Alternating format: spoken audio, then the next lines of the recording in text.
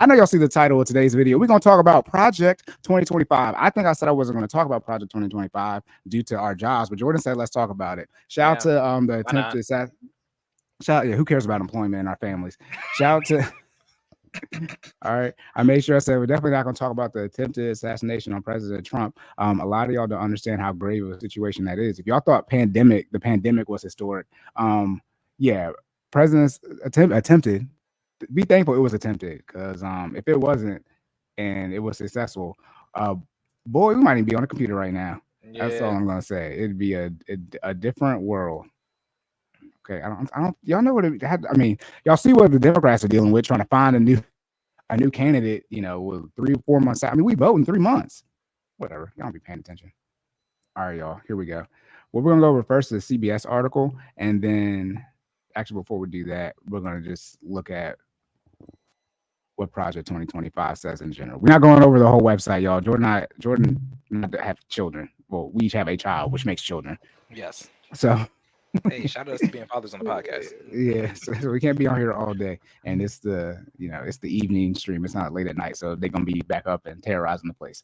All right, so Project 2025, for those of you who don't know, and hop in, bro. I know you say you get comfortable, but Project 2025, far right, probably the furthest right political policy. Some people say this is President Trump's policy. It is not President Trump's policy. His is, I think, Trump 2025, but no, Project 47, something like that, whatever president number he would be if he were to win. So this is not quote unquote his, but a lot of the people, or I would say a lot of people, but a lot of the notorious people who wrote this policy, Project 2025, they have been associated with Trump. Either they were on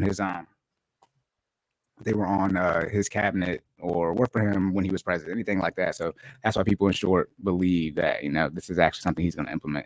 But I guess we got to head in here, building now for a conservative victory through policy, personnel, and training. Get the facts. All right, let's see what type of facts they got. It's not enough for conservatives to win elections. So we just got to sit here and talk about the policy that they want to do. And again, this is a 2025 transition plan. And again, for those of you who don't know, we vote in 2024, but the president doesn't take effect, until 2025, January of 2025. All right. Do you have anything else you want to go over with this, bro? Before we get into the article? Not immediate. I just know. Okay, so I don't know a lot, but what I have heard is wild. That's all I'm saying. It's about to get crazy up in here. All right, let's do it. I went, me. After the Kanye West thing, where he said that black people were slaves, which he did say, but he was paraphrasing. He did. They didn't misquote him, but he was paraphrasing a conversation he already had in like a 2 or 3 hour long conversation. So after I watched that and realized that they'll literally just take a snippet, I went and read some of the stuff. A lot of the stuff that I read, I didn't read a lot of stuff because there's so much in there, but the articles that I read as far as the policy that they want passed, when they actually link to the more in-depth articles, a lot of that stuff was like 10 plus years old, like 2010, 2011, 2012. For me, anything pre-pandemic, if it's not 2020, it's got to be at least 2019. But if it's before then, the world has changed so much. And by the way, I'm talking about pre-attempt assassination of President Trump. The world has changed.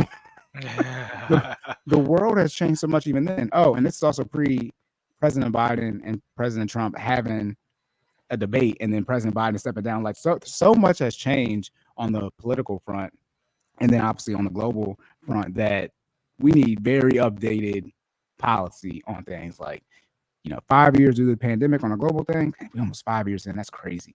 Not in, but past wild. But then obviously with all the stuff on the American front, but really it's global too, because the president of the United States, it has been just a whirlwind of things going on. All right, here we go. CBS. What is Project 2025? What to know about the conservative blueprint for a second Trump administration? And this is by Melissa Quinn, and I guess maybe edited by Jacob Rosen. Updated July 31st, 2024. So look, we give y'all pretty recent. Shout out to the Olympics. Yeah, pretty recent. Sometimes my articles just don't worry about when my articles are. But yeah. Anyways. All right, Washington. Voters in recent weeks have begun to hear the term Project 2025 invoked more and more by President Biden, Vice President Harris, and other Democrats who are seeking to sound the alarm about what could be in store for if former President Donald Trump wins a second term in the White House. See, and this is how we do articles. Right? I just read the sentences, the paragraphs, and then when I get upset, I just start talking. And so, all right, so see when this When it says, look, welcome to Money Mindset. It's no longer Wealth Wednesday. It's Money Mindset. This is how we do. This is why I want the video, so it's a little bit more structure. But when it says here that, in short, the current president and vice president and other Democrats are saying they're trying to sound the alarm of what could possibly be if President Trump ends up winning the election here in November. Well, what about what we could deal with if the current people who are in office, I guess it wouldn't be reelected, but Vice President Harris would become president again? Because currently, it is a shit show on earth, particularly America. The economy is, barely an economy right now. Inflation is, it always goes up. Yeah, inflation means things increase, and we have inflation every year. But it's been crazy high since President Biden and Vice President Harris have taken office, essentially. And then if you look at things like immigration as well, the wars that we're involved in but not involved in, it's a lot of stuff that's going on during their watch. Listen, I'm gonna leave it like this, right? So, for the economy standpoint, do y'all use Instacart? You know what I'm talking about? Where you go in and you put there's a buy again section. I've been using the buy again section for the same about 3 years. Okay, and why is my cart total almost doubled? You know what I'm saying? Like, it's crazy. A carton of eggs, freaking cereal, milk. I get the same stuff. I'm a creature of habit. All right, I don't like new things in my diet. You know what I'm saying? I'm getting the same things all the time, unless it's healthy stuff. Shout out to the fitness section. Anyways, but yeah, my cart then gone up astronomically, right? And that's a problem, right? Because I'm not making astronomically amounts more money. All right, so you're not making double. You're not making double from the time. For sure. So that is a problem. No, I don't use Instacart. I just go to the store. But that's what I've seen. I saw somebody, I believe, on TikTok. It's probably TikTok. No, a TikTok on Twitter, right? But it was or X now. But it was a TikTok, and they used to do the same. They did the same thing for the Walmart app, and his stuff was like 3 times. It went from like maybe $100 to $400. Like, it was an egregious amount.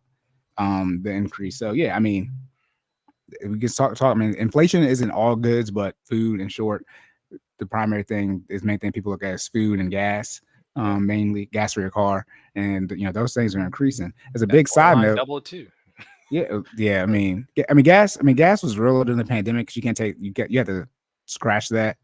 So for the last year and a half or so, for the last year of Trump's presidency, you can't really count that because they had to decrease the prices because nobody was driving. Gotcha. But it still wasn't crazy. But see, I don't.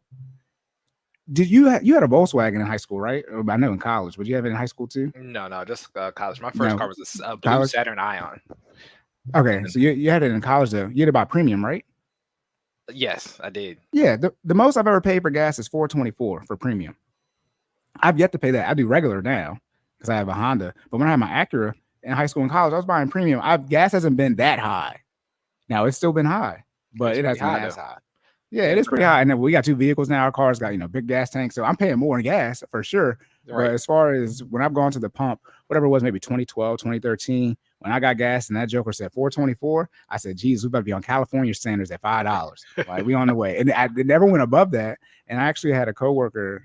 She had went to California for a conference. She went to San Francisco. She said gas is $10. That's crazy. That's insane. What? What are they making out there? I gotta know the ratio. I gotta know what am I getting versus what am I spending? Because that's nuts.